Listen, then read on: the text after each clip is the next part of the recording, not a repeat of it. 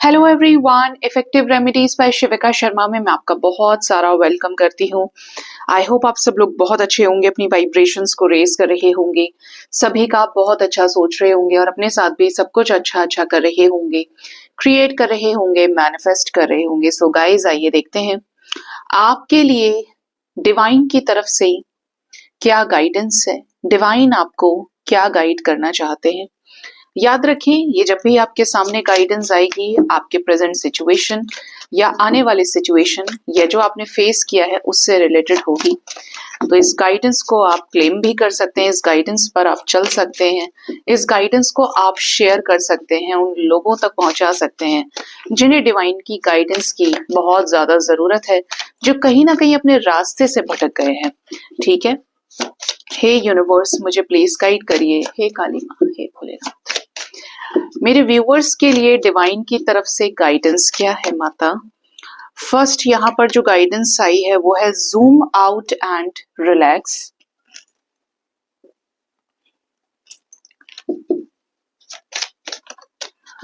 Second guidance we have unleash your magic. Third we have speak your truth and the last we have heal at the root. Bottom of the deck is more flow, less hustle. यहाँ पर guidance में अलग अलग तरीके की चीजें आई हैं cards के जरिए। आप जानते हैं कि क्लैरिफिकेशन के जरिए, एक्सप्लेनेशन से कि आपको डिवाइन क्या गाइड करना चाह रहे हैं। सबसे पहले यहाँ पर यूनिवर्स ने आपको मैसेज दिया है, डिवाइन का मैसेज है पर्सपेक्टिव।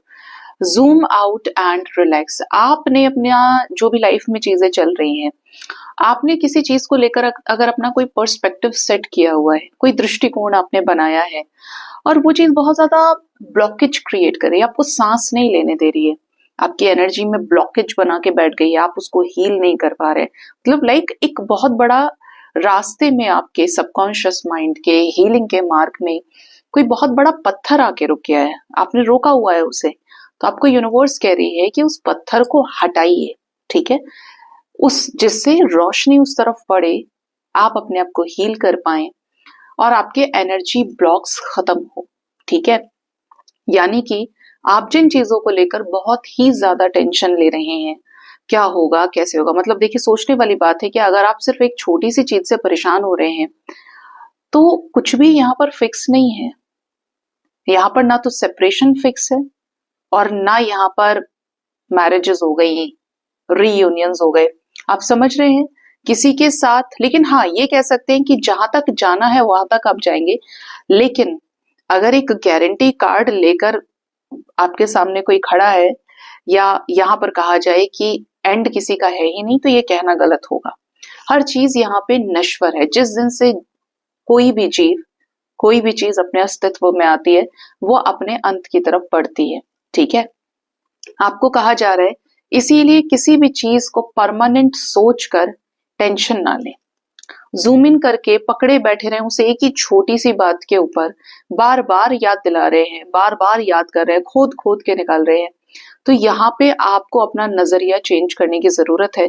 जूम आउट करके देखिए, उस समय को, उस सिचुएशन को वहीं छोड़ दीजिए। अगर आप वाकई में आगे बढ़ना चाहते हैं तो उस सिचुएशन से सिर्फ आप लेसन लें और उस बात को वहीं खत्म करके आगे बढ़िए।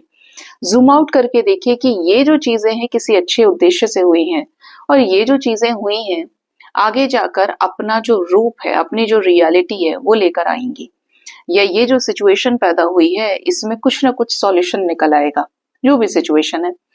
तो आपको कहा जा रहा है जूम आउट करके देखना है चीजों को और रिलैक्स्ड रहना है। ये नहीं कि अपना खाना पीना सब त्याग के बैठे हैं, कभी ये नहीं करना है, किसी के लिए नहीं करना है ये। ठीक है, कोई भी चीज आपसे बड़ी नहीं है, चिंता चिता के समान है, इसीलिए जूम इन पर बिल्कुल फोकस ना करें कि पकड़ के बैठे रहे। अब आपने एक दिन निकाल दिया, आपने एक महीना निकाल दिया, आपने एक साल निकाल दिया, आपने 10 साल निकाल दिया, मतलब जितना लंबा आप खींच पाए उस बात को। ठीक है, तो आपको जूम आउट करके रिलैक्स होने की जरूरत है, बड़े पैमाने पर चीजों को देखना चाहिए आपको। सेकेंड जो गाइडेंस है वो है अनलीश योर मैजिक। आपके अंदर कुछ ऐसा जादू है, आपकी एनर्जी में, आपके ऑरा में, आपको उस मैजिक को अनलॉक करने की जरूरत है। ये आपका कोई हिडन टैलेंट हो सकता है जो बार बार आपको अंदर से नॉक नॉक करता है, आपको बोलता है कि आप उसे पहचाने, आपको उस चीज में इंटरेस्ट है। ठीक है, तो आपको कहा जा रहा है कि आपके अंदर जो जादू है उसे बाहर बिखेरिए, उस वो अंदर का क्या काम है उसमें। अगर कोई चीज सिर्फ आप तक रह रही है, आपका ज्ञान आप तक है, तो उसका कोई यूज नहीं, तो उसको आपको बाहर निकालने की जरूरत है। डिवाइन एंजल्स आपको स्ट्रेंथ दे रहे हैं कि आप उसे अनलॉक करें और जीरो से ही सही लेकिन स्क्रैच से अपनी चीजों को शुरू करें। देखिए, एक ही दिन में कोई चांद पर नहीं चला जाता, एक ही दिन में कोई बैलेंस नहीं हो जाता, एक ही दिन में कोई डिटैच नहीं हो जाता, नहीं होता ये।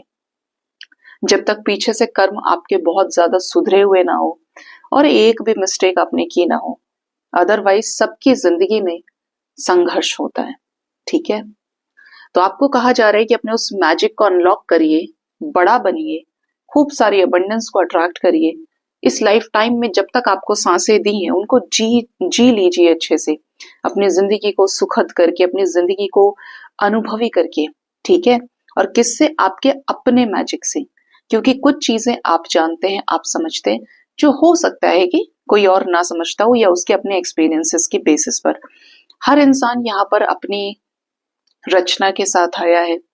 हर इंसान के पास एक कला है, चाहे वो सांस लेने की कला है, चाहे वो खाना बनाने की कला है। आपके अंदर वो एनर्जी मौजूद है और यूनिवर्स चाहती है कि आप उस एनर्जी को बाहर निकालें। हो सकता है कि आप पोएट बहुत अच्छे हो, आप डायलॉग्स बहुत अच्छा लिखते हैं, स्क्रिप्ट अच्छा लिखते हैं, तो उन सब चीजों पर आपको काम करने की सबसे ज्यादा जरूरत है।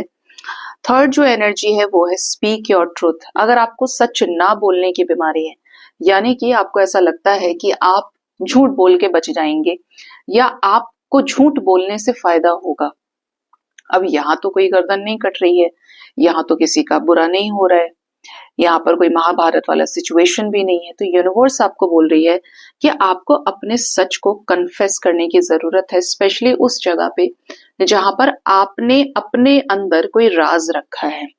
ठीक है, आप उसे बहुत सॉफ्ट स्पोकन तरीके से दूसरों के सामने रख सकते हैं, बजाय एग्रेसिव हुए।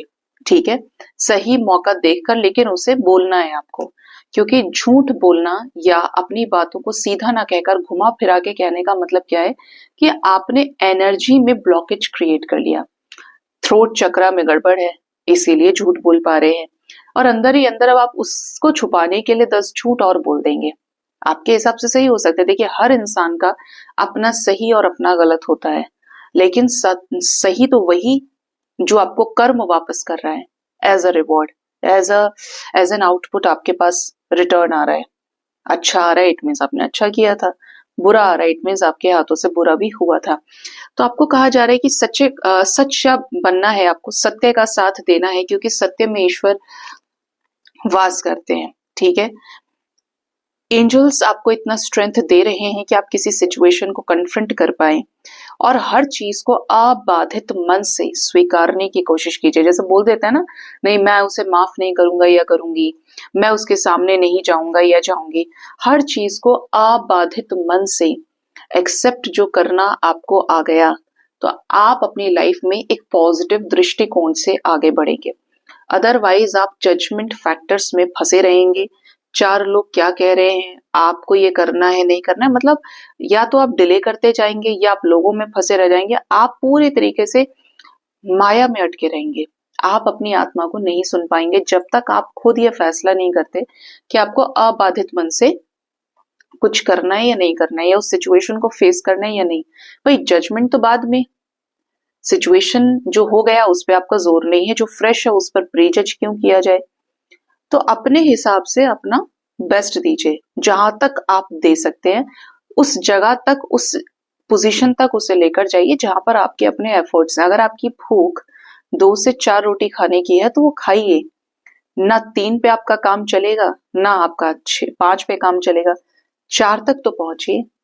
ठीक है, अगर इतनी कैपेसिटी आपके अंदर है, इतना कैलिबर आपके अंदर है। लास्ट जो एनर्जी है वो है हील एट द रूट। अपने कॉन्सेप्ट को, अपने फंडामेंटल्स को, अपने बेसिक्स को मजबूत बनाइए। सिर्फ एक इल्यूजन के आधार पर चीजों को बोल देना या हाँ हो गया मुझे सब आता है, ये है वो है, उस आधार पर भी अगर आपने ये सोचा है तो भी गलत कर रहे हैं। जब तक आपकी जड़ें मजबूत नहीं है तब तक आपके जड़ों के उखड़ने और हिलने का खतरा हमेशा बना रहेगा। आप समझते हैं ना कि जब घर मकान बन के तैयार होते हैं तो जब नक्शा पास होने के बाद में सबसे पहले क्या होता है, उसका मुहूर्त होता है जमीन का। उसके बाद उसमें बीम डाली जाती है, उसमें ईंटों से उसको चिन के उसमें लोहा डाला जाता है, बीम डाली जाती है। क्यों बीम डाली जाती है? क्योंकि वो भूकंप रोधी होती है, अर्थक्वेक को झेल सकती है, उसमें इतनी पावर हो। तो जब नीचे से अर्थक्वेक आएगा भी, जब अर्थ की प्लेट्स हिलती है तो क्या होता है, वो उसको रोक लेती है, घर गिरेगा नहीं, टिका रहेगा।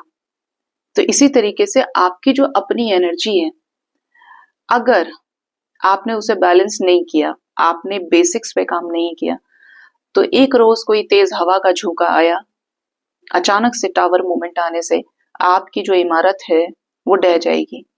तो इसीलिए चाहे समय लगे कुछ भी हो, बेसिक्स को क्लियर करते चलें। वो घर बहुत ही ज्यादा रिस्क में होते हैं जिन घरों में बीम नहीं होती है। आप ये नहीं रोक सकते कि भूकंप आ गया, गिर गया। आपने क्यों नहीं अपने आप को मजबूत किया, आपने क्यों नहीं बीम डाले, है ना? ये आपको जानना जरूरी है कि समय लगे तो लगे, लेकिन अपनी तरफ से आपको पुख्ता मजबूत काम करना चाहिए।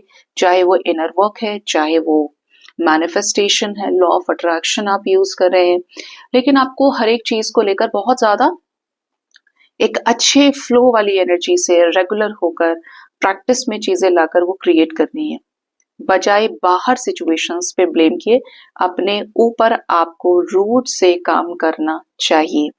ठीक है, बहुत ज्यादा हसल नहीं करना है लाइफ में, फ्लो के साथ आगे बढ़िए। एनर्जी का जो फ्लो समझेंगे, हवा का रुख किस दिशा में है, आपको उस तरफ आगे बढ़ने की जरूरत है। रेजिस्ट करने की कोशिश करेंगे, रोकेंगे, समझेंगे नहीं, तो वो चीजें आपको नुकसान पहुंचा सकती हैं। ठीक है, तो उन चीजों से आपको बचना है। सो गाइज, ये थी डिवाइन की गाइडेंस। होप इस गाइडेंस से आपको कुछ सहायता मिली होगी। अपना बहुत ज्यादा ख्याल रखिए। Thank you so much, bye bye, take care.